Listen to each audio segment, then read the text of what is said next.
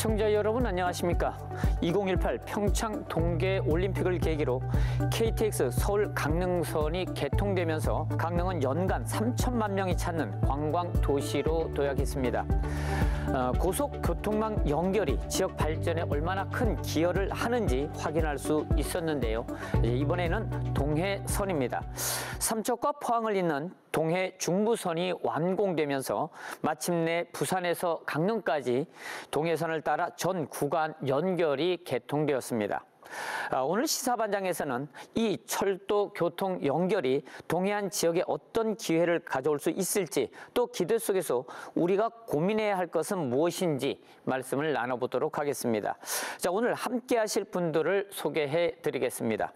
강원연구원의 김재진 박사 나오셨습니다. 안녕하세요. 네. 그리고 한국철도기술연구원의 이준 박사 나오셨습니다. 네, 안녕하세요. 네, 반갑습니다. 동해 중부선 개통으로 마침내 강릉, 부산을 잇는 동해선이 연결됐습니다. 김재진 박사께서는 그동안의 추진 과정에 대해서 좀 간략히 설명해 주십시오. 이 사업이 이제 본격적으로 시작된 거는 2002년이니까 개통이 2025년 1월에 됐으니까 한 22년 걸린 거죠. 사실. 오래 걸렸네요. 네, 굉장히 오래 걸렸죠. 강원도 철도 사업하면 한 30년 걸린다 그러는데 이 사업도 역시 만만치 않게 걸린 사업입니다. 그래서 사실은 저희가 이제 동해 중부선, 뭐 북부선, 남부선 뭐 이렇게 나눠지긴 합니다만 통상적으로 저희들은 이제 동해선이라고 표현을 하고요. 이 동해선은 원래 이제 1940년대, 그러니까 1910년대부터 사실은 시작이 됐지만 동해 북부선과 남부선으로 이제 구별되는 건 1940년대부터 이제 일제가 운영을 하면서 이게 넘어왔고 1970년대에 이제 그 부산진역하고 포항역이 연결이 되면서 동해 남부선이 이제 개통이 됐고 그렇죠. 이제 2000년대 들어와서 이제 동해 중부선, 지금 이제 포항하고 삼척 구간에 이제 연장되는 부분 얘기들이 나오면서 그게 이제 진행이 되고 그러면서 하다가 22년 지난 올 1월 1일에 개통을 한 상황이 되겠습니다. 네, 알겠습니다. 자, 이준 박사님, 최근 이제 국가 철도망이 여러 개통이 됐는데요. 특히 이제 동해선 개통은 우리나라 철도 역사 속에도 중요한 전환점을 가지고 있다, 이렇게 이제 평가받고 있습니다. 동해선 개통이 갖는 역사적, 사회적 의미, 어떤 것들이 있을까요? 예, 그 동해선이 갖고 있는 시사점은 사실 그 경부선이라든지 호남선, 다들 뭐 시청자분들도 많이 아시고 많이 들어본 그런 선들은 여객 중심의 선이었습니다. 그렇기 때문에 그러한 선들이 구축되고 운영되면서 그 주변 도시들이 굉장히 크게 발전을 했죠. 문제는 동해선이 가지고 있는 그 동해선이 지나가는 도시들이 중소도시들이 많다는 거죠. 특히 소도시들이 많습니다. 소도시들이 많은데도 국가가 이제 투자 의사를 밝혔을 때는 일반 철도를 가지고 한번 도시를 발전시켜 보겠다, 지역 성장을 한번 도모해 보겠다, 이러한 의미를 갖고 있는 겁니다. 이게 무슨 의미냐면 과연 이용 수요가 지금 현재의 그 도시 인구만으로 충족할 수 있을까, 이런 걸 살펴보면은 사실 모험에 가깝죠. 그래서 아마 그런 측면에서 지역 균형 발전과 지역 상생 그리고 지역 성장을 도모하는 그러한 그 사업으로서 한번 시도해 보겠다, 이런 내용으로 이해하시면 될 것 같고요. 이게 잘 운영이 되면 앞으로 계속해서 운영하려고 하고 있는 중부내륙선이라든지 남부내륙선, 이런 것들이 다 조그만 도시들을 지나갑니다. 그래서 되게 모범 사례로서 자리매김할 수 있는 그런 사회적 의의가 있다고 저는 판단하고 있습니다. 어쨌든 뭐 그동안에 강원도 동해안 지역은 철도 볼모지로 이제 불려왔고요. 그리고 이번에 이제 동해선이 개통이 되면서 지금 이제 말씀하신 대로 우리 지역도 많이 발전할 수 있지 않을까 하는 생각들을 다 가지고 있거든요. 어떻게 생각하십니까? 가능성이 있다고 보시는지요? 일단 그 강원 지역의 그 동해선을 통과하는 도시에 살고 계신 주민들께 축하의 인사를 먼저 드리고요. 네. 앞으로 뭐 향후 10년, 20년 지나면 우리 도시가 이런 일반 철도, 그러니까 중고속철도의 역을 가지고 있느냐, 가지고 있지 않느냐에 따라서 그 도시의 어떤 성장 가능성을 판단할 수 있는 중요한 지표가 될 수 있을 거라고 판단이 됩니다. 그래서 획기적인 접근성 개선을 위해서는 인프라도 갖추는 건 중요하지만 운영을 어떻게 할 것인지, 쉽게 얘기해서 우리가 버스를 타려고 버스 정류장을 잘 만들어 놨는데 버스가 1시간에 한 대밖에 안 온다. 2시간에 한 대밖에 안 온다 하면 우리 집 앞에 버스 정류장이 있지만 그거는 접근성 개선이라고 하기 어렵거든요. 그래서 열차 지금 현재 그 운영 계획이라든지 지금 개통 상태에서의 열차 운영 횟수는 아직 기대에 충족하지 못하고 있기 때문에 그런 부분들은 아직 개선의 여지가 있다고 판단되고요. 이따가 좀 더 자세히 그런 얘기를 말씀드리도록 하겠습니다. 네, 알겠습니다. 네. 지난 1월 1일 동해선이 첫 운행을 시작했습니다. 많은 분들이 동해선이 과연 어떤 모습일지 궁금해 하실 것 같은데요. MBC 강원 영동 뉴미디어팀이 직접 당일치기로 부산을 다녀온 브이로그 영상을 준비했습니다. 잠시 보시고 토론을 이어가도록 하겠습니다. 새로 개통한 포항 삼척 고속철도의 첫 열차 운행이 시작됐습니다.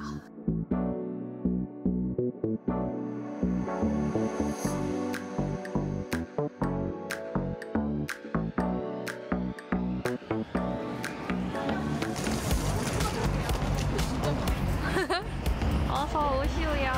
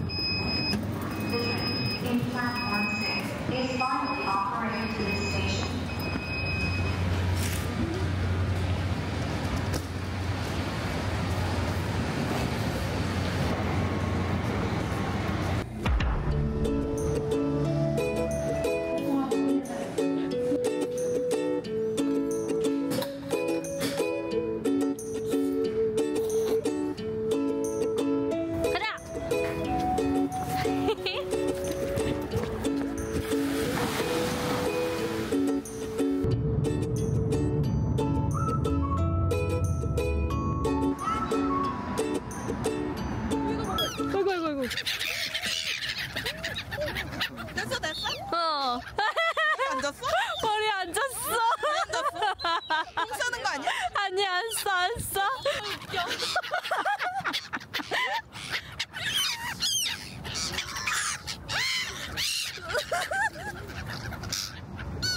아, 진짜 웃겨. 야, 뭐해? 너 뭐해? 애완이야. 안녕. 안녕.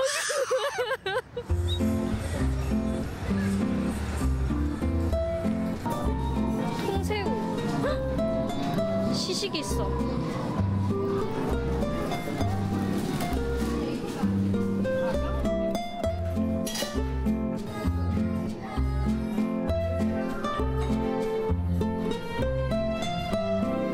가족.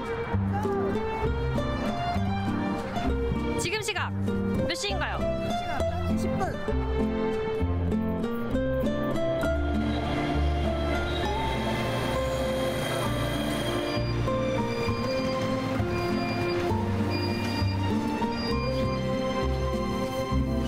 입니까? 한 15분 뒤로 하는 거. 너무 감격스럽다.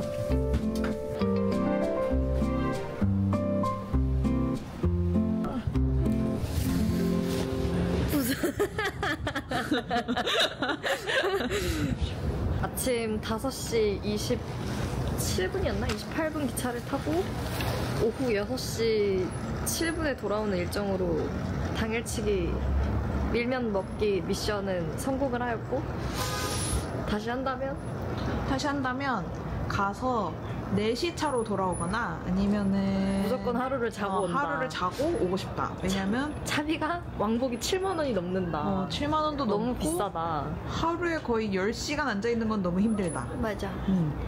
하지만 체감상 시간이 그렇게 오래 걸린 것 같진 않았고 맞아. 왜냐면 5시 반에 타자마자 바로 기절을 해가지고 한 7시, 8시에 일어났기 때문에 부럽다.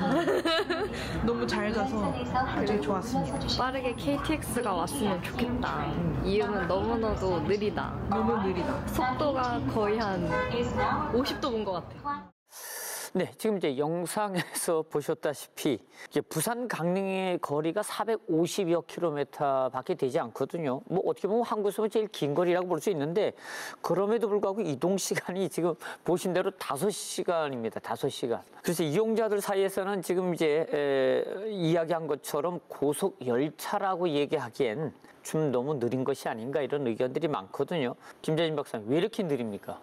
실제 타셨던 분들 그 얘기를 들어보면 4시간 50분에서 5시간 10분 정도 걸린다고 그래요. 그리고 그런 반응이 나오다 보니까 사실 국토부 쪽에서도 굉장히 당황을 했다고 하더라고요. 처음에 이 ITX가 들어온다고 광고를 그렇게 했음에도 불구하고 지역에서 이제 KTX 얘기가 나오고 뭐 3시간대 이제 통행이 된다 뭐 이런 얘기들이 그러면 있었는데 일단 시청자들이 네, 모를 수 네. 있으니까 ITX하고 KTX의 차이가 속도인가요? 속도죠. 아니면은? 그러니까 예. 저희가 이제 속도 한 150km짜리 차량과 예. 시속 최고 260까지 낼 수 있는 게 이제 KTX인데 네. 국토부 입장에서는 처음에 150 이 ITX가 들어온다라는 얘기를 했어요. 네. 근데 이제 지역에서는 그거를 KTX로 이제 광고가 나간 거죠. 어떤 게 부분에 있어서. 예. 그러다 보니까 국토부 처음에 이제 당황을 한 거예요. 근데 그 부분에 있어서 좀 저희가 이제 짚고 넘어가야 될 부분이 뭐냐면 당초 이 동해 중부선의 이제 그 개통을 앞두고 한 1, 2년 전쯤에 KTX가 만들어지고 있었어요. 사실은 같이 계획이 운영 계획도 잡혀져 있었고 만들어가고 있었는데 이게 저희 우리나라 이제 이준 박사님도 알다시피 저희 우리나라가 이 철도 차량이 굉장히 많이 부족하잖아요. 그렇죠. 그러니까 네. 수요도 많고 그러다 보니까 차량 수급 문제가 좀 발생한 거예요. 여러 다른 지역에서도 좀 뭐 달라고 급하고 뭐 이러니까 그 차량이 그래서 갑자기 KTX에서 ITX로 바뀌어버린 거예요. 그러다 보니까 아무래도 이제 그 속도가 150km짜리 들어오니까 늘어진 것도 있고 두 번째로는 지금 그 아마 삼청역에서 부전역까지 역이 한 29개 정도 될 겁니다. 엄청 많네. 예, 그렇죠. 그러니까 역을 굉장히 많이 세운 거죠. 그러면 그 열차를 운행하는 코레일 입장에서는 사실 어떤 역은 쓰고 어떤 역은 안 쓰고 이러기 쉽지 않죠, 사실은. 그렇죠? 수요 경제성에 대한 부분이 있으니까. 아니 여기 많으면 많아질수록 속도가 느려지는 느려지는 알고 거잖아요. 있잖아요. 그 그러니까. 예전에 있었던 예. 무슨 통일 열차 뭐 이런 거 같을 건데 그럼 굳이 비싼 돈 들여서 그렇죠. ITX를 만들 네. 이유가 있었을까 하는 생각도 들거든요. 그리고 이제 그런 문제가 생겼고 네. 그다음에 이제 강원도 구간에 좀 문제가 있어요. 뭐냐면 네. 지금 그 삼척 강릉 구간 있죠. 그 예. 구간이 저 뒤쪽에서 저희들이 예, 따로 그래서 있습니다. 그 예. 구간이 있다 보니까 예. 이제 여러 가지 시간이 좀 많이 걸린 부분이 있어요. 그래서 이런 얘기들이 또 막 나오니까 국토부도 이제 서둘러서 올해 말쯤에는 이제 KTX를 좀 도입해볼 계획을 고려하겠다라는 예. 얘기들을 지금 언론상에 좀 나오는 것 같아요. 아, 그래요? 예. 만약에 지금 이 구간이 지금 5시간이지 않습니까? 네. 그럼 승용차로 강릉에서 부산을 가게 되면 그것도 한 4-5시간 걸리지 않을까 한 싶은데. 4시간 반? 뭐 이 정도 그렇죠. 걸리지 않을까 싶어요. 그러면 굳이 지금 이제 ITX를 타고 강릉에서 부산까지 갈 이유가 있겠는가? 그리고 이렇게 늦게 되면은 철도 수요, 철도를 이용하는 사람들이 뭐 이것을 이용하지 않겠다라 할 수도 있지 않습니까? 그럴 수 있죠. 그렇게 되면 결국은 이제 경제성에도 이제 문제가 생길 수 있거든요. 어떻게 생각하십니까? 일단 뭐 우려하시는 상황에 대한 부분이 아직 뭐 명확하게 저희들이 네. 우려는 하고 있지만 아직 현실적인 거는 이제 좀 더 지나봐야 할 수는 있는데 강원도 입장에서는 사실 제가 드리고 싶은 얘기는 그거예요. 이 철도가 놓이면서 우리는 이제 강원도 입장에서 본단 말입니다. 강릉에서 부산, 부산에서 강릉. 예. 그런데 국가 전체적인 입장에서 보면 울산광역시 입장에서 본다 그러면 울산에서는 삼척까지 오는데 2시간 이내 그리고 부산 가는데 2시간 이내 걸려요. 예. 그러니까 어떻게 보면 그쪽이 이용 수요가 훨씬 많고 네. 그러다 보니까 사실 통근 통학이라든지 뭐 어떤 비즈니스적인 부분이라든지 뭐 이런 업무나 뭐 이런 측면에서 놓고 보면 KTX보다 아까 말씀드린 그 29개 역을 모두 커버한다 치면은 KTX보다 사실은 ITX가 훨씬 효율적인 거죠. 그렇죠. 150km 가는 게. 예.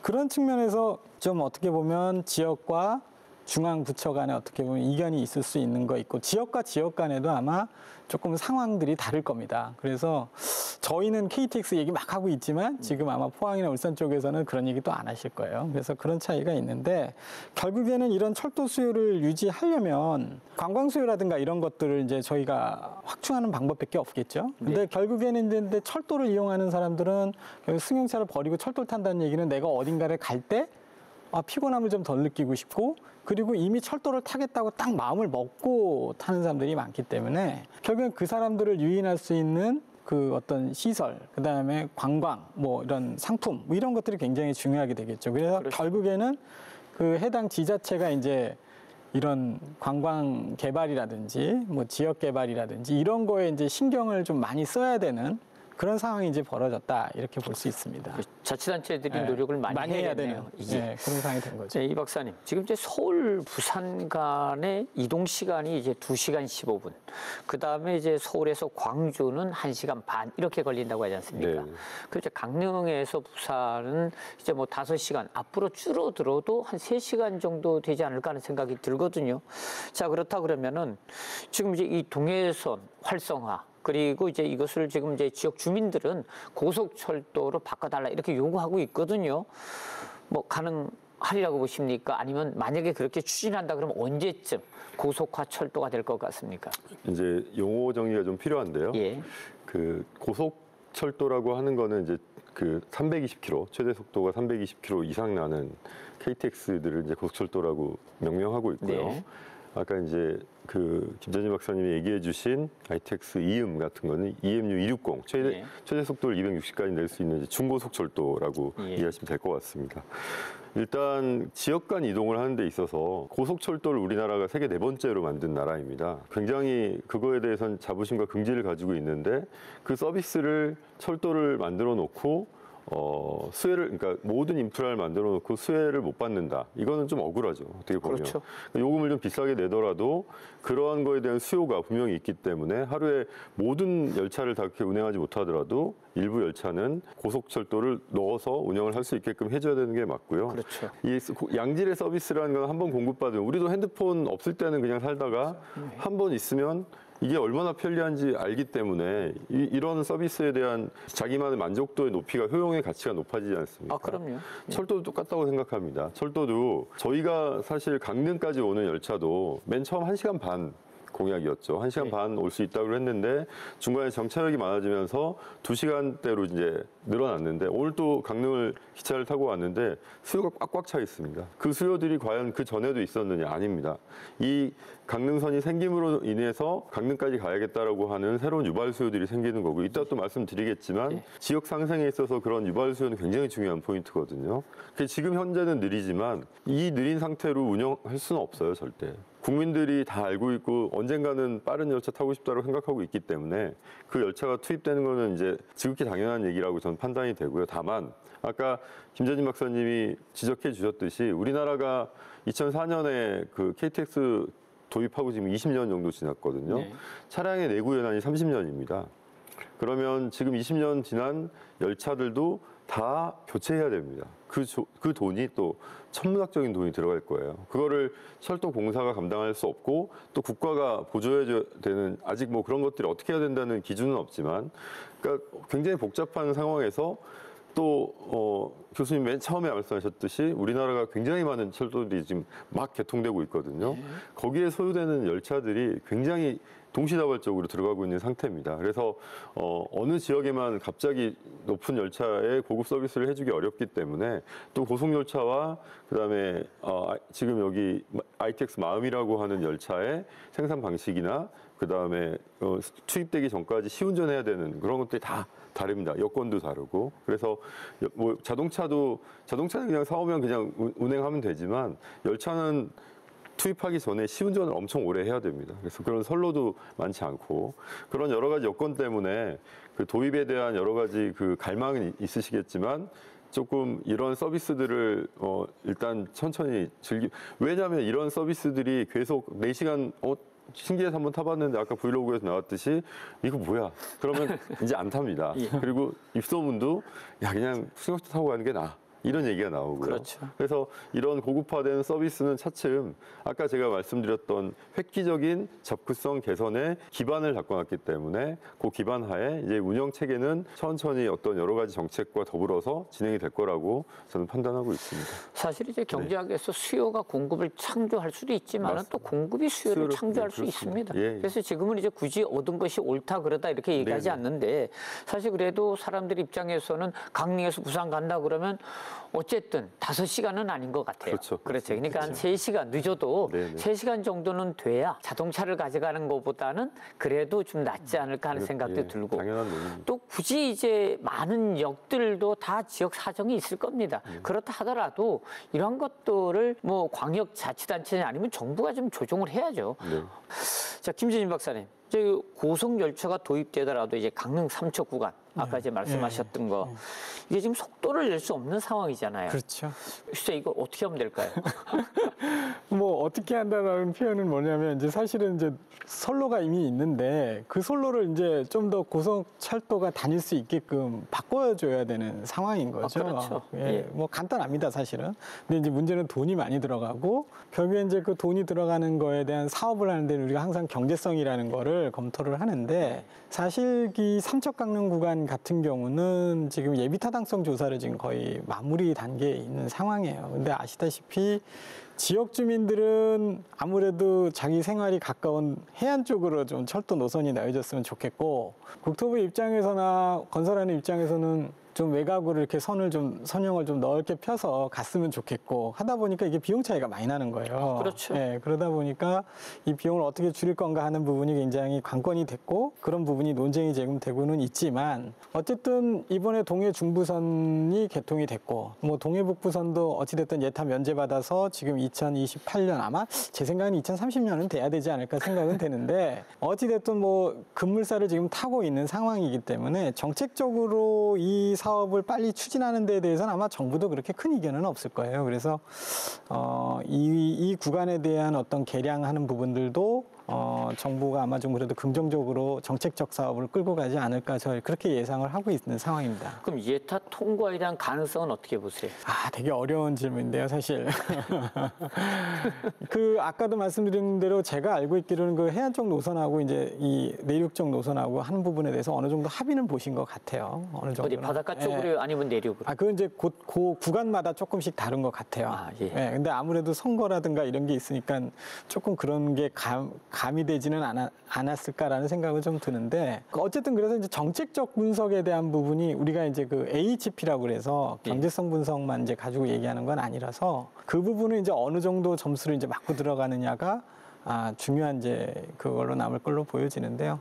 그래도 아마 좀 긍정적으로 봐야 되지 않을까? 예, 저는 뭐 그렇게 생각은 하고 있습니다. 저는 이제 개인적으로 저도 이제 동해선에 대해서는 이제 관심을 이제 많이 가지고 있었는데 현재 노선은 그냥 관광열차 노선으로 놔두고요. 그래서 바깥으로 빼가지고 직선화된 노선을 만드는 것이 뭐 양쪽 다 합리적으로 노선들을 좀 활용할 수 있는 방법이 아닌가 하는 생각이 듭니다. 그다음에 이제 이 박사님, 그러면 지금 이제 보시면은 부산, 울산, 포항, 지금 이제 강릉으로 오기 전에 이렇게 큰 도시들이 있지 않습니까? 이런 도시들에서 이제 우리 지역으로 관광객들이 좀 많이 왔으면 좋겠다 네네. 하는 이제 생각들을 다들 갖고 있거든요. 그래서 앞으로 어떻게 해야지 이 관광객들을 많이 유치할 수 있을까? 혹은 뭐 전략. 아마 다른 지역들에도 이런 전략들은 좀 많이 세우지 않을까 하는 생각이 듭니다. 그 좋은 질문이신데요. 예. 이제 이렇게 생각해 보시면 될 것 같습니다. 각 지역마다, 그러니까 사람들이 자기가 가보지 않은 도시에 대한 호기심이 있지 않습니까? 그렇죠. 그 호기심을 기반으로 그 지역을 가려고 하는데 좋은 교통수단이 또 생겼다. 그럼 또 교통수단에 대한 호기심도 생깁니다. 그러면 그 두 가지의 니즈가 맞아 떨어질 때 그 지역을 가게 되는 게 일반적인데요. 하나의 사례를 좀 들어보고 싶은데요.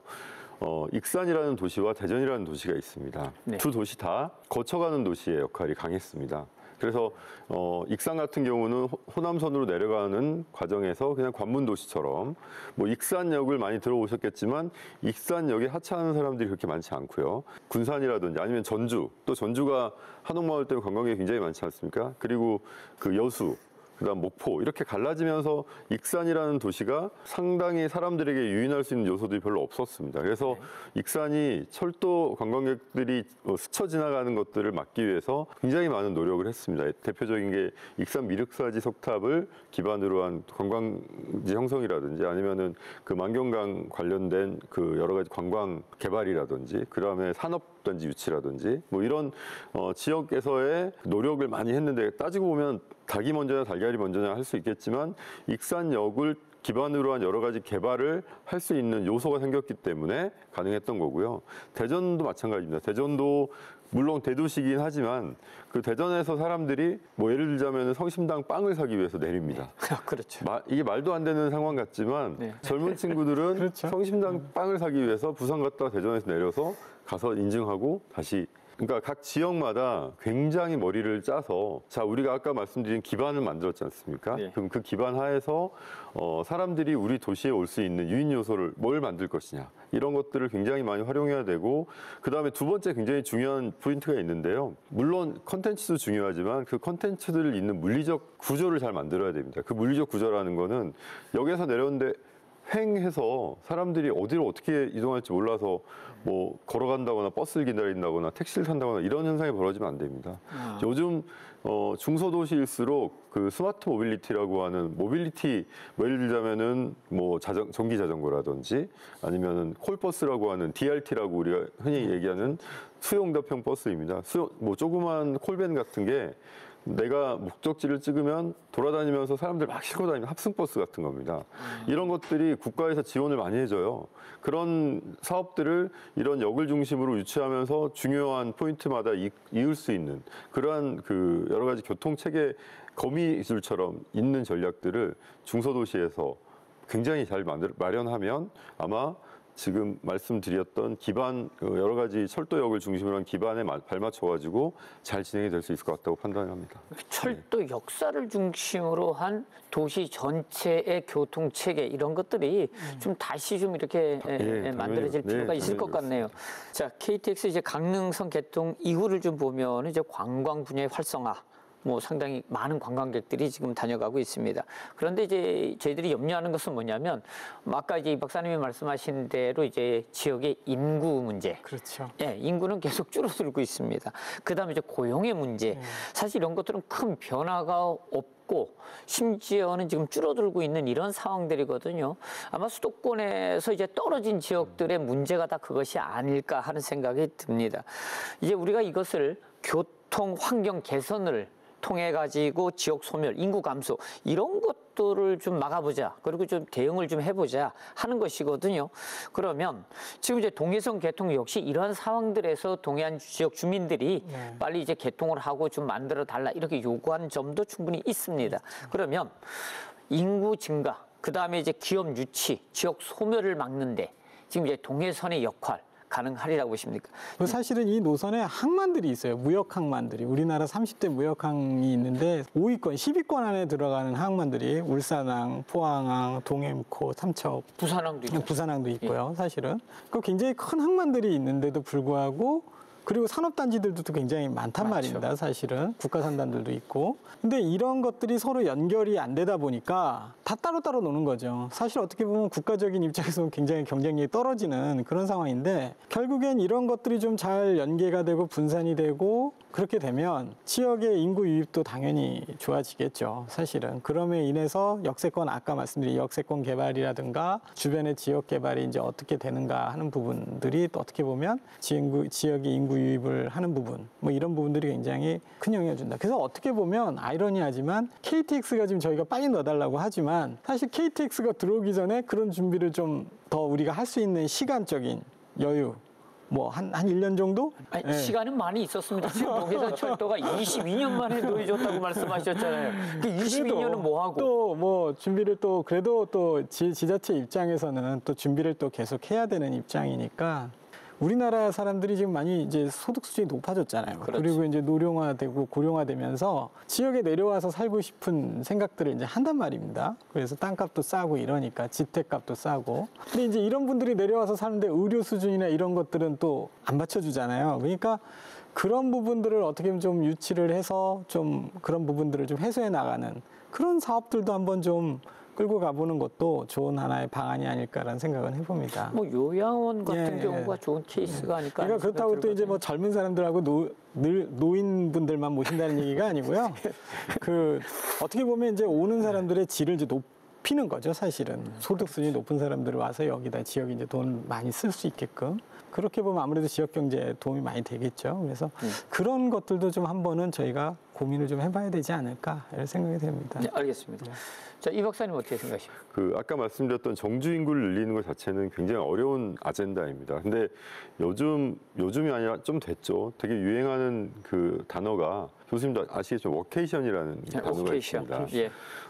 단지 관광 상품으로서만 동해안 도시들을 활용할 게 아니고 아까 말씀하신 뭐 좀 이건 아쉬운 부분이기도 합니다. 그러니까 여러 항만들이 있지만 그런 항만과 철수송을 같이 철도 수송을 다룰 수 있는 뭐 ICD라든지 이런 부분들은 그러니까 사실 여기 여객 철도를 저는 단선 철도를 굉장히 반대하는 입장인데 예산이 없기 때문에 어쩔 수 없이 단선 철도로만 건설하고 있는 그런 상황에서 뭐 그런 인랜드 컨테이너 대포 같은 거는 ICD 같은 건 상상도 못 하는 거죠. 그렇기 때문에 철도와 연계하는 부분들을 전혀 고려를 못 하고 하지만 이제 아까 말씀드렸던 워케이션이라는 측면에서 보면 지금 강릉역이 있기 때문에 강릉역에 KTX가 들어오기 때문에 굉장히 많은 투자 자금들이 몰렸습니다. 물론 이게 뭐 굉장히 많은 그 리조트 사업이라든지 그 다음에 아파트 사업이라든지 저도 아까 강릉에서 역에서 내려서 일부러 걸어와 봤는데 또 한 몇 년 전하고 또 다르더라고요. 그래서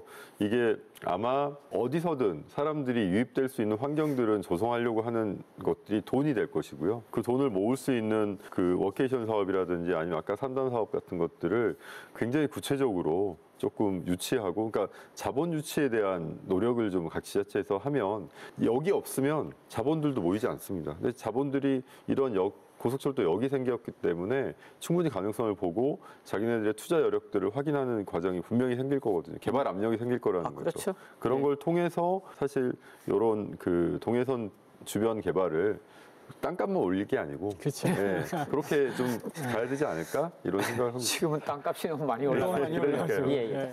자, 이번에 이제 개통이 된 이제 삼척과 포항 구간, 동해 이제 중부선인데요.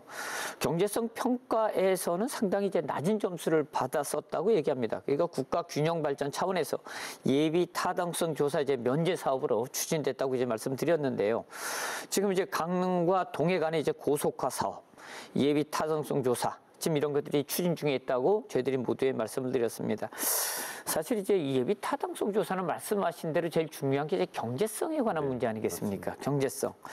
자, 이 경제성, 이게 동해안에 철도가 연결이 되어지면 지금 되어졌습니다. 그럼 이제 경제성에 대해서는 어떻게 두 분 평가하십니까? 일단 이준 박사님. 사실 강원권은요, 기본적으로 사람들의 인구수도 높지 않고 그다음 권역간의 이동도 다른 지역보다 굉장히 낮은 상태입니다. 거꾸로 말씀드리면 우리가 일반적인 통행 패턴으로 봤을 때는 철도 노선이 놓인다 해도 철도를 많이 타지 않을 가능성이 높은 지역이었죠, 그동안. 그렇기 때문에 아까 강원도에서 뭐 30년까지 걸리고 뭐 이랬던 이유가 정부 입장에서는 건설만 하는 게 아니라 건설할 때도 돈이 많이 들어가지만 운영을 할 때도 돈이 굉장히 많이 들어갑니다. 그렇죠. 굉장히 많은 열차를 달고 움직이면서 만약에 그 객차가 비어 있다라고 하면 그건 국가적으로도 굉장히 에너지 낭비이고 손해거든요.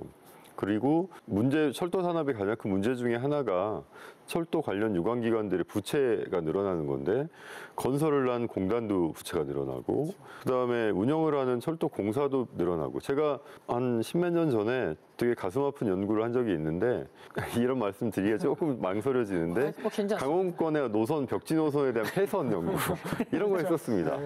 이런 어떤 것들을 폐선해야 되느냐 이게 얼마나 어려운 일입니까? 자 거꾸로 말씀드리면 패선하지 마세요. 아니 절대 그러면 안 된다고 판단하고 있고요. 그럴 일 없다고 판단합니다. 왜냐하면 아까도 제가 말씀드렸듯이 경주 인구를 늘리는 노력은 정말 어렵습니다. 그거는 저희들도 막 여기서 토론을 하고 있지만 어렵다는 걸 실감하고 있을 텐데 그 활동 인구를 늘리는 거는 어떻게 하느냐에 따라 달라진다고 생각되고요. 여기 축을 제가 아까 서두에 향후 20, 30년 동안 철도역을 가지시게 된 여기 있는 시민들께 축하 인사를 드렸지 않습니까? 네. 이분들이 꼭 타주셔야 됩니다. 이거를 재미삼아 뭐 시험삼아 이렇게 타시는 것도 중요하지만 네. 어떤 여러 가지 활동을 할 수 있는 여건이 돼서 많이 타주셔야 이게 경제성을 확보할 수 있는 거거든요. 그럴 맞습니다. 때 이런 액티비티들을 과연 누가 만들어낼 것이냐.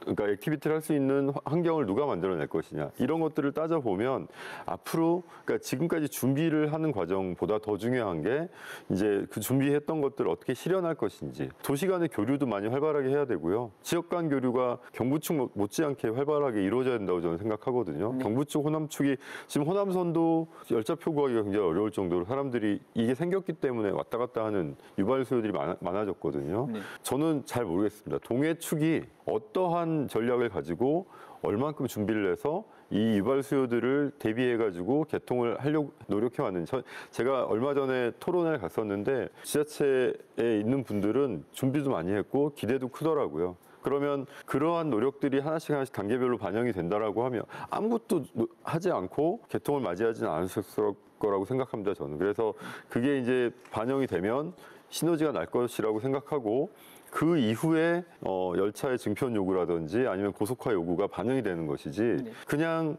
지금 그러니까 정부 입장에서는요 1년 지켜볼 겁니다. 지켜봤더니 네.